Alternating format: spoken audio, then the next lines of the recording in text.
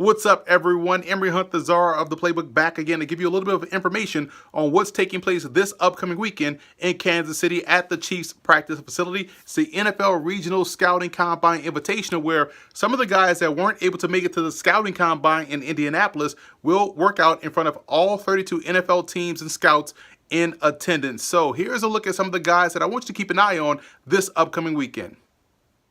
Georgia Tech's Henri St. Amour may be considered undersized by pro standards, but the 6'3", 245-pounder can definitely bring it off the edge and is a big-time factor in a running game. For someone who's considered too small per se, he's very good and stout at the point of attack, which is evident by his 12.5 TFLs this past season for the Yellow Jackets. A couple of National Bowl participants in Anthony Vereen of Jamestown and Caleb Adams of UW Stout are some of the small college offensive linemen that really stood out to me throughout this entire process and the All-Star game circuit. Both were able to dominate their level of competition at the NAIA and Division III levels respectively, but also at the All-Star games. Adams participated in both the National Bowl and Tropical Bowl against FBS opponents and was one of the best offensive linemen in attendance.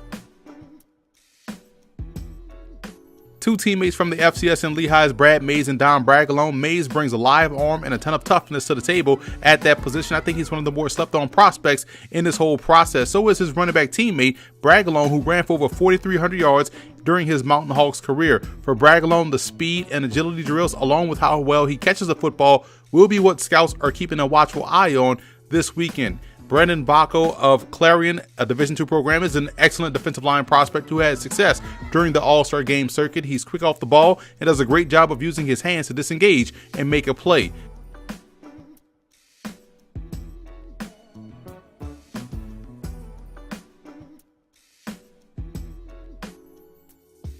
Chris Johnson of North Alabama had a solid week at the Shrine game and plays a lot like former Atlanta Falcons safety Scott Case and how well he can get from the middle of the field to the sideline fluidly and at the right time to make a play on the ball.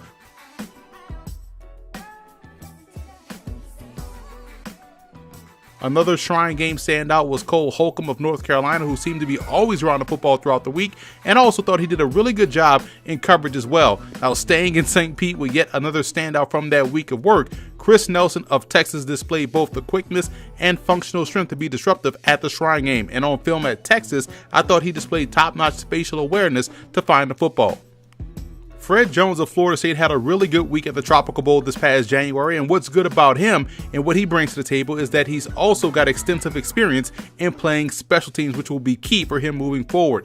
Jalen Guyton is an underrated receiver from North Texas. He was a Conference USA Newcomer of the Year in 2017 and put together a better season this year, in my opinion. He's an early entry into the draft, so him getting this opportunity in front of all 32 teams is going to be huge for him.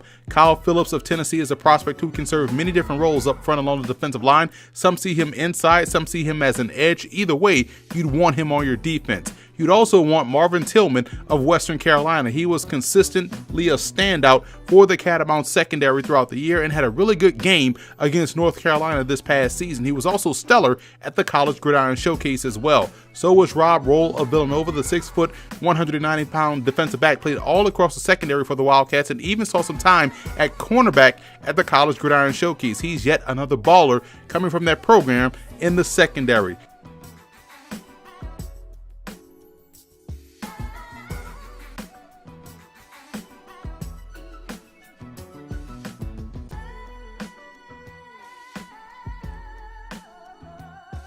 And finally, Tyron Johnson of Oklahoma State is another early entry to the draft at the receiver position. He transferred from LSU and was solid last season for the Pokes, catching 53 balls for 845 yards and 7 touchdowns. This is an opportunity for him to showcase the athleticism that made him such a highly touted recruit coming out of Warren Easton High School in New Orleans, Louisiana.